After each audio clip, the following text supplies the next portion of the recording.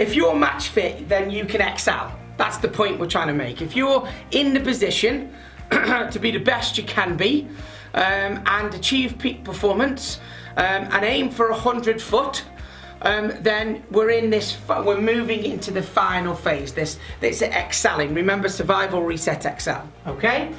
And it's broken down into 5 areas that I'm going to take you through today. Now, if any of you guys have done a leadership program with me, or maybe an L8 program, 5 or 7 days long, something like that, the whole first 2 days are set around a solution-focused system. It's our system that we designed based on lots of research I did a long time ago. And there's 5 areas of it. It's a 4-piece jigsaw, 5 areas. So it's not the tier cycle, which I've shared with you before. It's a 4-piece jigsaw with 5 areas. And if we do all of these things, we become match fit. And that's what I'm going to take you through today. So area number 1 is getting the right thinking and behaviour.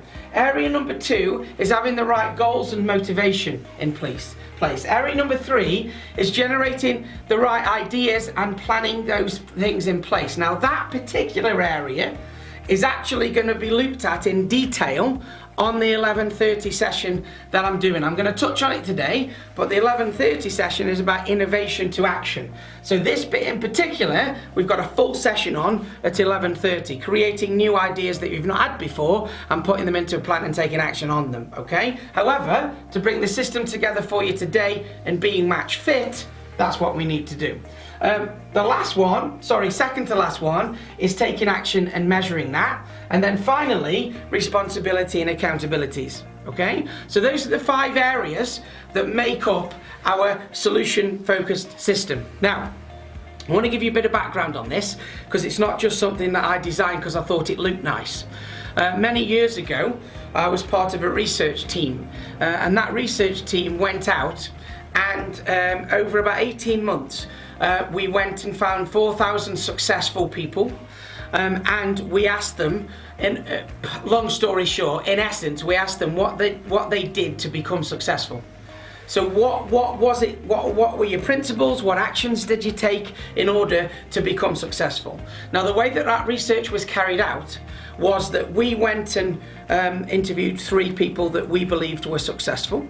At the end of that interview, we then asked those 3 people to nominate 3 other people that they knew that they thought were successful, and so on and so on and so on. That way, we didn't know where the research was going to take us, and also we couldn't dictate the research of what we thought was success. And when I say successful, I don't just mean making lots of money. Okay, so in that research that happened, there was successes like somebody climbed Mount Everest. Somebody had lost a limb and ran a marathon. There was a world champion kickboxer. There was the second in the world memory champion in there. There were some self-made millionaires. There was even a self-made billionaire in that pack. But the reason I'm saying that is because success isn't necessarily all about money. So to measure success, it's not always a monetary measure. Now, of course, if you're in a business, monetary measure is very, very important. If you want a success for the business, you need to make more money than you're giving out. It's as simple as that, isn't it, really? Business is not that complicated.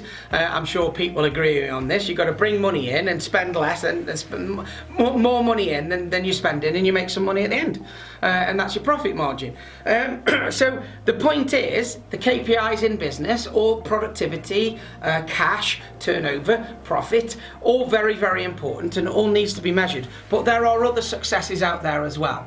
There is, moral successes. There is feeling successful when you've achieved X, Y, and Z that you want to achieve, and so on and so on and so on. So, what we did from all this research is we took all this research, and from it, we put this jigsaw together, okay? And these 4 key elements of the jigsaw, 4 pieces of jigsaw, but actually 5 stages. And it is a system. It's not so much of a process, it's a system. So I am going to take you through it in a process, A to B to C to D, of course. But a system is, imagine your car as a system, okay? And if you took the battery out of your car, the car wouldn't work. So that's quite obvious, isn't it? Yeah, if you take the battery out, the car's not going to work. But if you're driving around, maybe your indicator bulb breaks on your car. Okay, so you're driving around, your system's still running, but the risks and implications of driving around with an indicator bulb not working is you might get pulled over, or worse, you might have a crash. Now, if that is the case, when you get pulled over or have a crash, all of your system stops at that point. So the reason I'm saying this is a system is because it's like lots of different integral parts all coming together at the right time to make the system work. And that's kind of what this is. It's a solution-focused success system that I'm going to share with you. But you've got to do all of these things. You can't do a bit of this and a bit of that. You've got to do all of them in order for it to be successful.